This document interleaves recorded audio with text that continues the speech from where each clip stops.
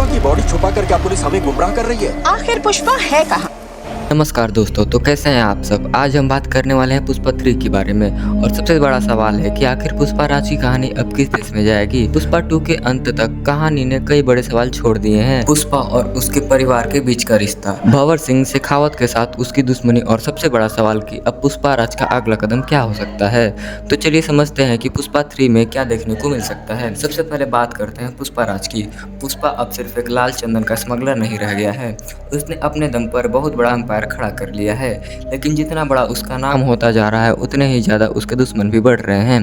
पुष्पा 2 के बाद सबसे बड़ा कॉन्फ्लिक्ट यह हो सकता है कि पुष्पा को अब सिर्फ पुलिस या ऐसी किसी दुश्मन से नहीं बल्कि पूरे सिस्टम से और अपने आसपास के लोगों से लड़ना पड़े। और यहीं से शुरू होगी पुष्पा 3 की असली कहानी। तो चलिए शुरू करते हैं। और अब बात करते हैं भंवर सिंह और शेखावत की। पुष्पा और भंवर सिंह की दुश्मनी अभी खत्म नहीं हुई है। दोनों के बीच की लड़ाई प्रपोजल लेवल तक पहुंच चुकी है। इसलिए तीसरे पार्ट में भंवर सिंह पुष्पा के खिलाफ एक और बड़ी चाल चल सकता है। लेकिन इस बार मामला सिर्फ बदला लेने का नहीं होगा।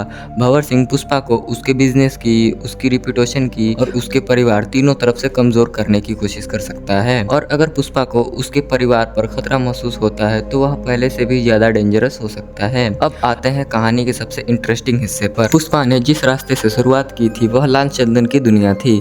लेकिन अब सवाल यह है कि क्या वह उसी दुनिया में रहेगा या उससे भी बड़ा खेल खेलेगा।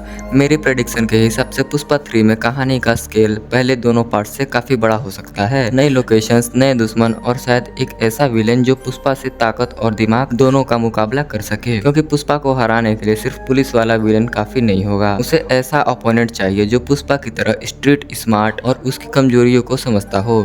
और यही कैरेक्टर पुष्पा 3 का सबसे बड़ा सरप्राइज हो सकता है। अब बात करते हैं श्रीवल्ली और पुष्पा के रिश्ते की।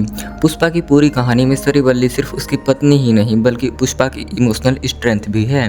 इसीलिए तीसरे पार्ट में उनके रिश्ते को और ज़्यादा इम्पोर्टेंस मिल सकती है। और अगर पुष्पा के दुश्मन उसके एम्पायर को ख़त्म नहीं कर पाए तो वे उसके परिवार को टारगेट कर सकते हैं। और अगर ऐसा हुआ तो पुष्पा का रिएक्शन बहुत ज़्यादा अग्रेसिव हो सकता है। यही चीज़ पुष्पा 3 को सिर्फ एक इमोशनल मूवी नहीं बल्कि इमोशनल रिवेंज स्टोरी भी बना सकता है। अब सबसे बड़ा सवाल, क्या पुष्पा 3 में पुष्पा राज की मौत हो सकती है? इस पर अभी कोई कंफर्म जानकारी नहीं मिली है। लेकिन अगर मेकर्स पुष्पा की कहानी को एक बड़े सिनेमैटिक कंक्लूजन तक ले जाना चाहते हैं तो फाइनल पार्ट में पुष्पा को बहुत बड़ी कीमत चुकानी पड़ सकती है। हालांकि मेरा मानना है कि पुष्पा की कहानी का एंडिंग सिर्फ उसकी मौत से नहीं बल्कि उसके पूरे जर्नी के कंक्लूजन से जुड़ा होना चाहिए। एक ऐसा आदमी जो सोसाइटी में हमेशा नीचे समझा गया, उसने अपने दम पर अपना नाम बनाया और अंत में वही आदमी उस दुनिया का सबसे बड़ा खिलाड़ी बन गया। यही पुष्पा राज की असली जर्नी है। तो दोस्तों, अगर पुष्पा 3 में पुष्पा राज और भंवर सिंह की दुश्मनी का फाइनल शोडाउन होता है तो यह मुकाबला सिर्फ दो लोगों के बीच का नहीं होगा, यह मुकाबला होगा एटीट्यूड बनाम अथॉरिटी का। और अगर मेकर्स इसमें एक नया पावरफुल विलन लेकर आते हैं तो कहानी और भी ज्यादा इंटरेस्टिंग हो सकती है। लेकिन एक बात तय है, पुष्पा राज झुकेगा नहीं, क्योंकि पुष्पा सिर्फ एक नाम नहीं, पुष्पा मतलब फूल नहीं फायर है। अगर आपको पुष्पा 3 की ऐसे ही डिटेल्ड थ्योरीज और अपकमिंग मूवीज की एक्सप्लेनेशन वीडियोस पसंद है तो वीडियो को लाइक करें और चैनल को सब्सक्राइब करना बिल्कुल मत भूलिएगा। मिलते हैं अगली वीडियो में।